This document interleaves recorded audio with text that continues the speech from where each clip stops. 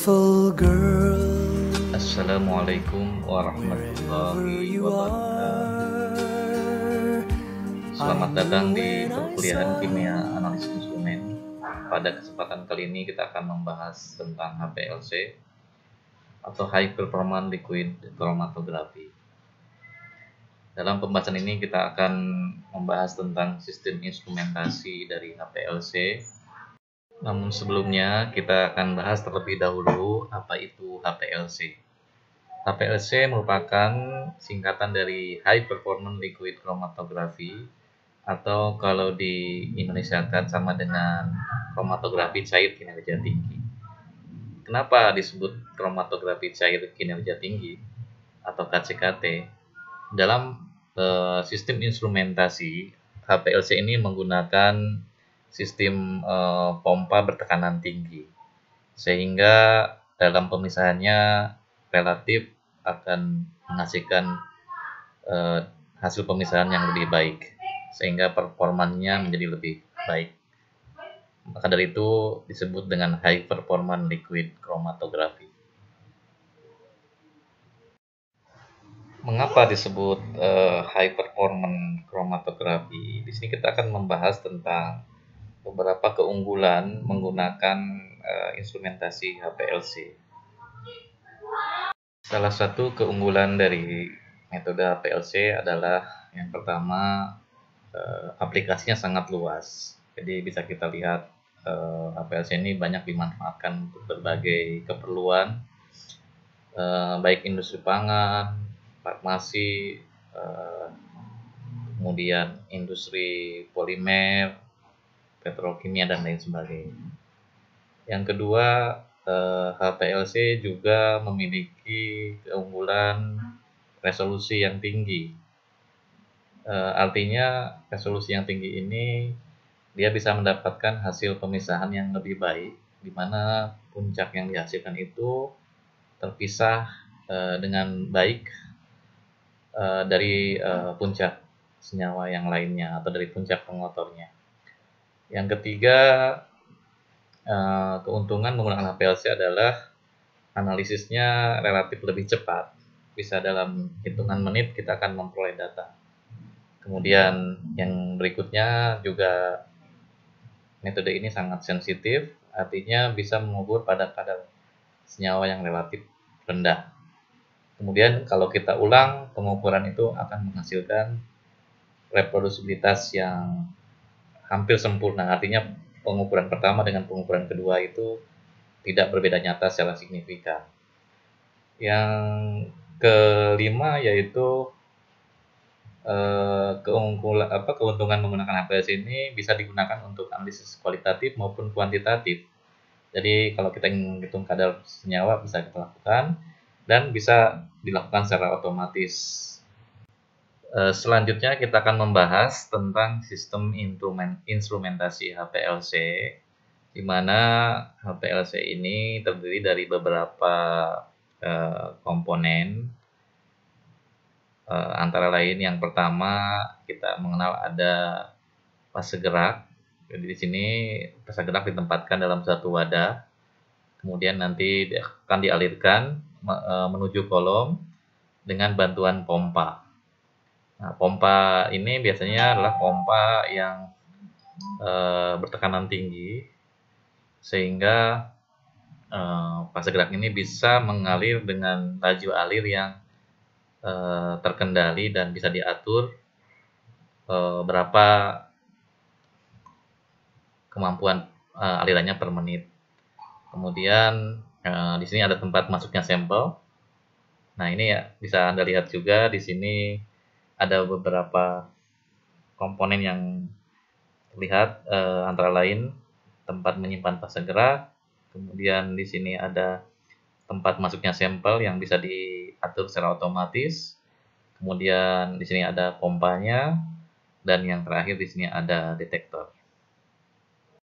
Berikut ini adalah contoh alat instrumen HPLC yang terbaru dengan sistem instrumentasi yang sangat canggih ya, di mana semua perangkat sudah tersambung melalui komputer, sehingga semua proses analisis itu bisa dilakukan secara otomatis. Nah, sekarang kita akan coba jelaskan bagaimana sistem instrumentasi HPLC ini bekerja. Jadi bisa kita lihat di sini, yang pertama adanya fase gerak ini merupakan suatu eluen atau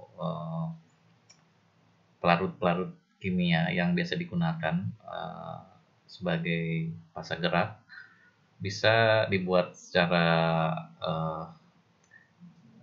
satu jenis fase gerak atau berupa campuran AB dan seterusnya. Sehingga di sini masing-masing fase gerak ini nanti akan dialirkan melalui pompa. Ada yang sistem binary pump, ada juga yang menggunakan quarterly pump. Jadi tergantung dari jenis pompanya. Kemudian nanti masuk ke dalam kolom. Sebelum dilakukan injeksi sampel, terlebih dahulu biasanya dilakukan preconditioning alat HPLC dengan cara mengalirkan masing-masing eluen yang akan digunakan untuk proses pemisahan ini ke dalam kolom dengan laju alir yang konstan sampai diperoleh kondisi yang bisa menghasilkan data baseline yang menunjukkan bahwa di situ pemisahan bisa dilakukan dengan lebih baik. Hal ini bisa terlihat dari adanya puncak-puncak yang muncul di data recorder yang telah dideteksi. Jika dia menghasilkan garis lurus, berarti sampel siap untuk dianalisis. Kemudian kita lakukan injeksi melalui injektor. Selanjutnya sampel akan masuk ke kolom, didorong oleh fase gerak dengan bantuan pompa tadi, dengan laju alir yang sudah kita setting. Lalu kemudian dia akan terpisah di dalam kolom sesuai dengan interaksinya dengan fase diam dan fase gerak. Perbedaan kemampuan interaksi ini akan menyebabkan senyawa itu akan menghasilkan puncak-puncak kromatogram yang bisa dideteksi oleh detektor, muncul sebagai puncak dengan waktu latensi tertentu. Setelah masuk ke detektor, nanti sampel bisa ditampung atau dibuang ya melalui waste collector. Nah, detektor yang bisa digunakan itu bisa bermacam-macam. Antara lain detektor UV-Vis yang paling banyak digunakan, kemudian detektor fluorescence, detektor MS, bisa digabungkan juga dengan detektor yang lain atau NML contohnya. Beberapa alat HPLC yang lain juga terkadang dilengkapi dengan vacuum degausseur atau suatu instrumen yang berfungsi untuk menghilangkan gelembung-gelembung udara yang terdapat di dalam fase gerak. Jadi vacuum degaussing ini adalah suatu alat untuk mengurangi gelembung-gelembung udara oksigen yang bisa masuk ke dalam kolom, sehingga itu bisa mengganggu proses pemisahan. Nah, dengan adanya vacuum degaussing ini diharapkan gelembung-gelembung tersebut bisa dikurangi atau bisa dihilangkan.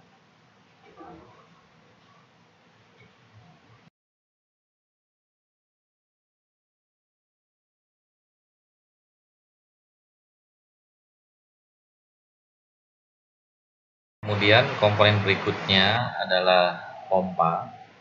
Nah, pompa ini tadi ada yang menggunakan sistem pengaturan INEF dan quaternar untuk aliran fase geraknya.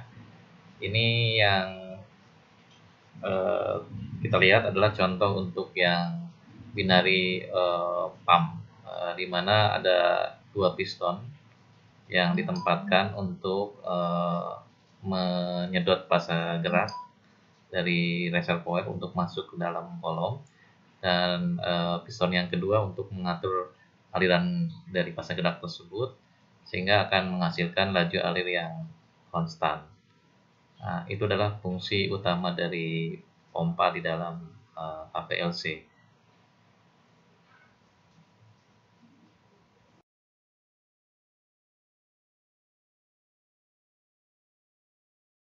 Pompa ini merupakan bagian yang sangat penting dari sistem instrumentasi HPLC karena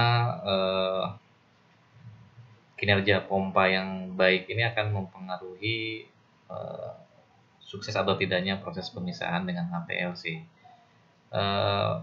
Parameter performa dari pompa HPLC itu akan sangat mempengaruhi presisi dari laju alir, kemudian rentang daripada aliran fase gerak itu, dan volume delay yang bisa menyebabkan pemisahan menjadi berbeda dengan hasil yang diperoleh.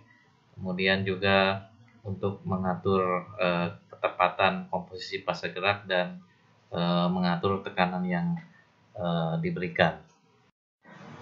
Nah, komponen berikutnya adalah tempat memasukkan sampel atau injektor.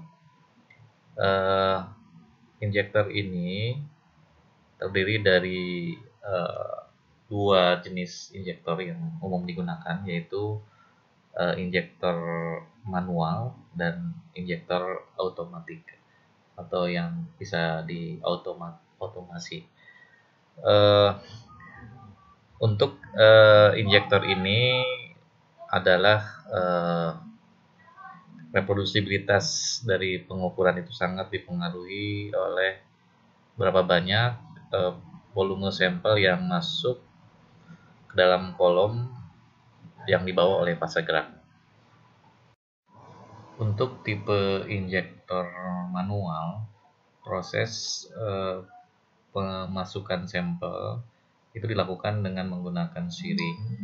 Pada bagian front view, di sini ada tempat untuk memasukkan sampel. Nah, kemudian sampel diinjeksi, nanti masuk ke dalam kolom melalui saluran yang sudah di sini ada 4 saluran. Saluran yang pertama itu dari pompa masuk ke injektor, kemudian dari injektor nanti dibawa masuk ke dalam kolom, sisanya akan dibuang melalui waste. Untuk injektor manual, proses injeksi sampel ini dilakukan secara bertahap.